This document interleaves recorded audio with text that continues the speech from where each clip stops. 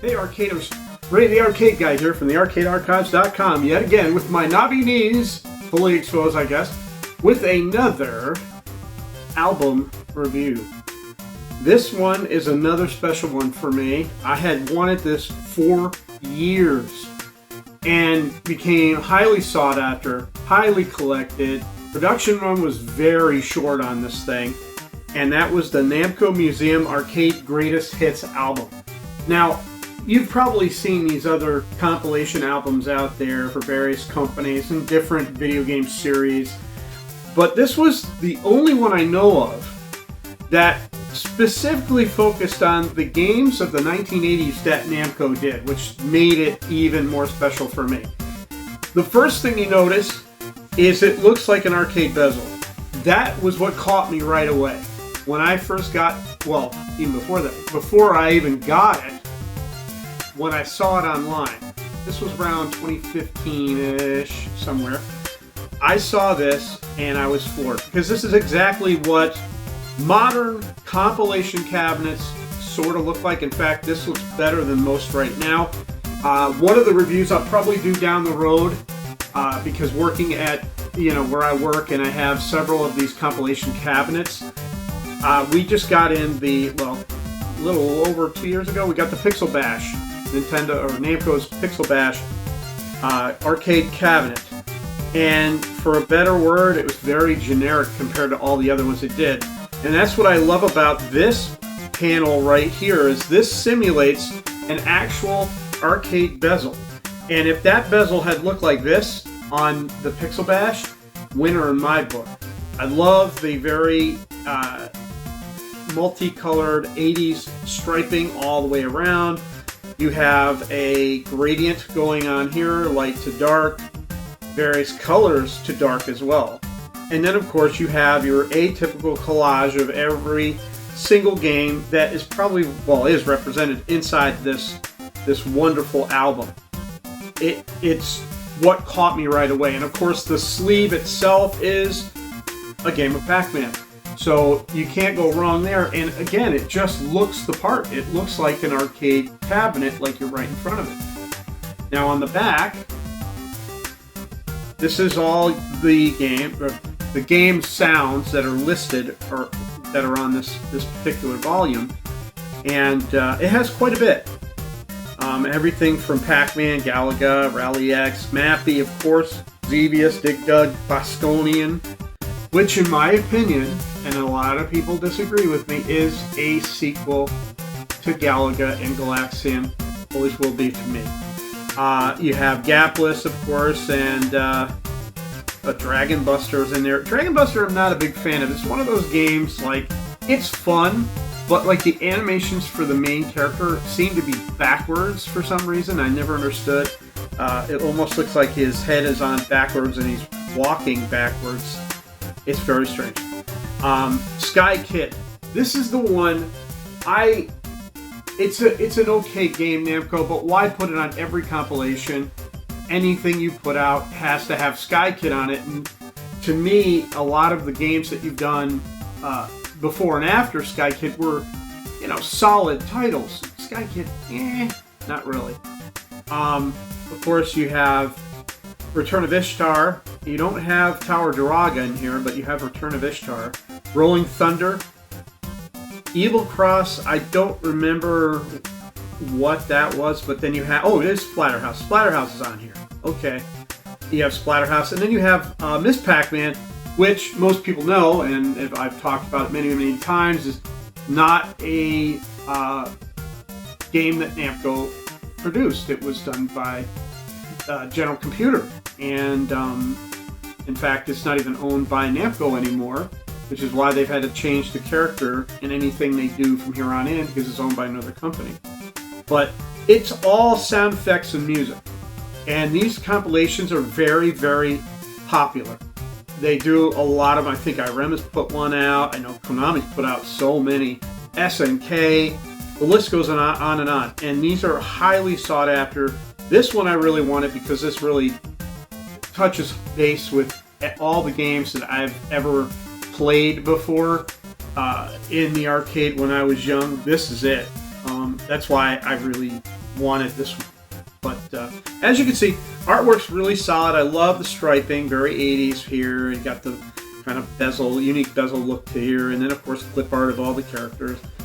And so let's open this up, shall we? Okay, so we have our Pac-Man bezel, we have our Pac-Man game, and of course you pull this out, and there's multiple in here, which I thought was really cool. So you don't have to just have Pac-Man on there.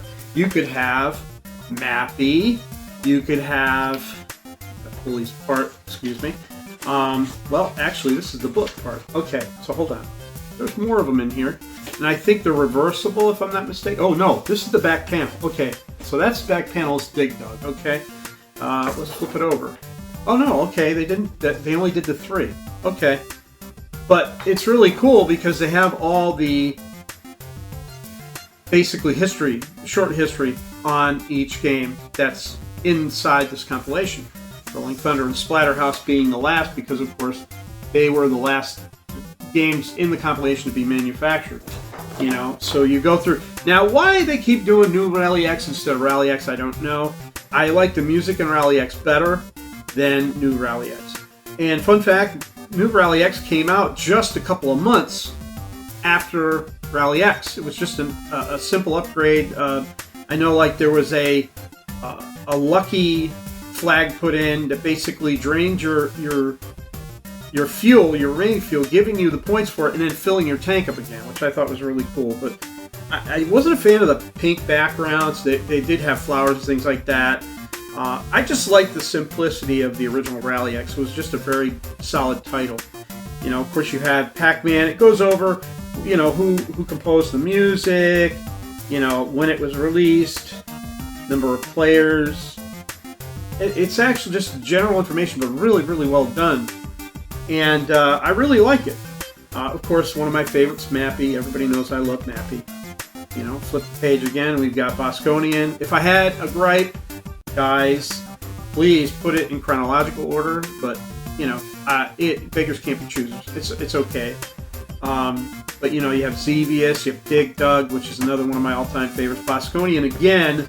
If you look at the ship, it looks like an upgraded ship from Galaga.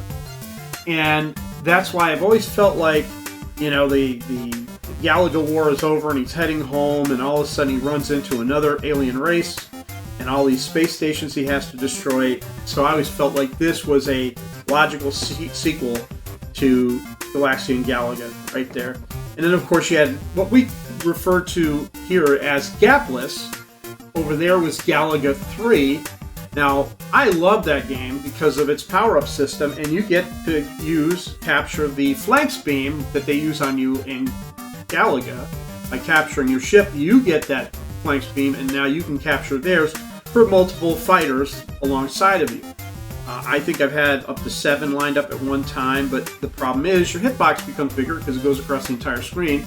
And if you've ever played Galaga Assault in the arcade, it's very similar, where you could buy in so many ships and have them straight across the screen. Of course, they're going to nail everything, but you get that quick boost of shots that you need to hopefully defeat a level.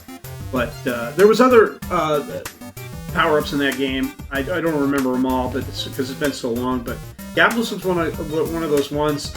It came out towards the end of the Crash, or midway through the Crash, and speaking of midway. I remember it being in a very unique, generic Midway cabinet because they had just bought, I think, the arcade department of Sega. And so they used this generic Midway cabinet for just about everything for about a year and a half or so, and Gapless was one of them. And so, yeah. Then you have, let's see, now Dragon Buster. Again, you can look at the character. He looks like he's running backwards. It's very weird. He looks like he's running backwards. Now, here we go, Tower of Jiraga. Now, I love this game, but incredibly hard. Really, really hard. In fact, they have a really good version on the PC Engine that you can emulate or get your hands on if you have a PC Engine. And I highly recommend it because it takes a lot of the little quirks out of it that people didn't find fun and actually makes it a playable game. Because I love the game. You know, Sky Kid, I don't like Sky Kid. Return of Ishtar is the sequel to Taraga, and you actually get to play as the princess in this one. And I remember it being fun. I just played it a handful of times. I really got to go back and try it again. But and then of course you have Rolling Thunder and Splatterhouse.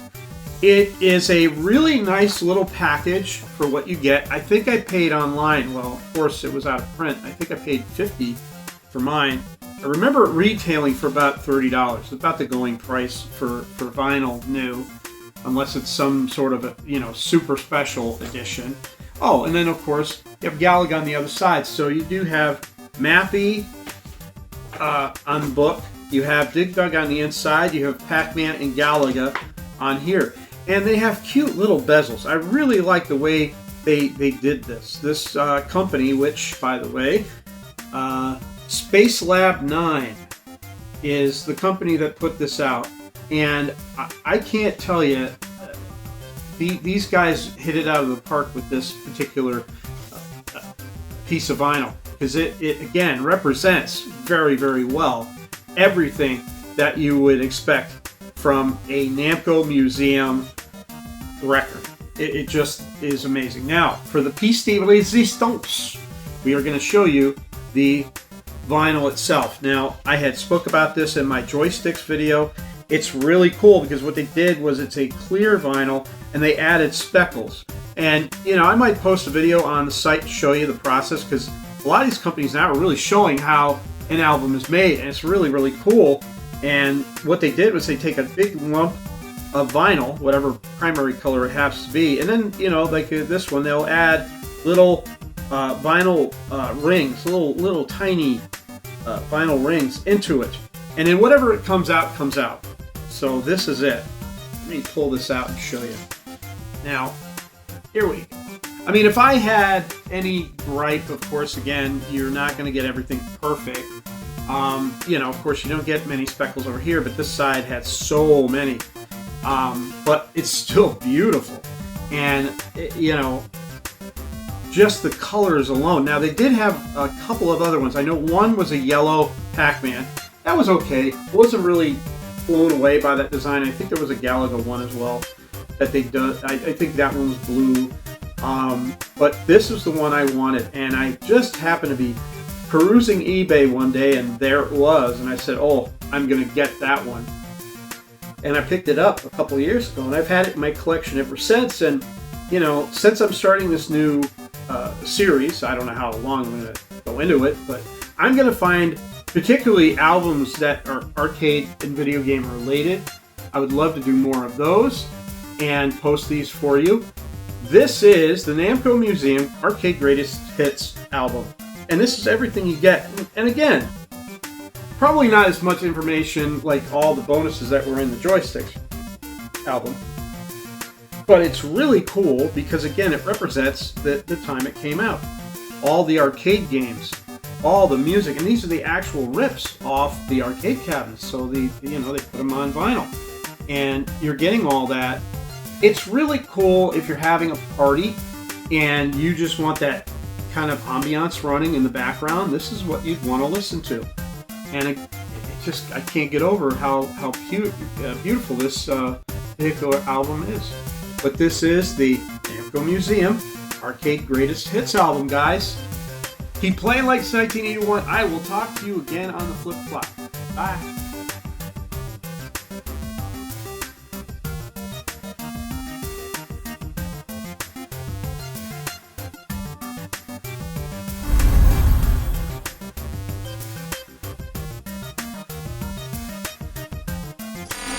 You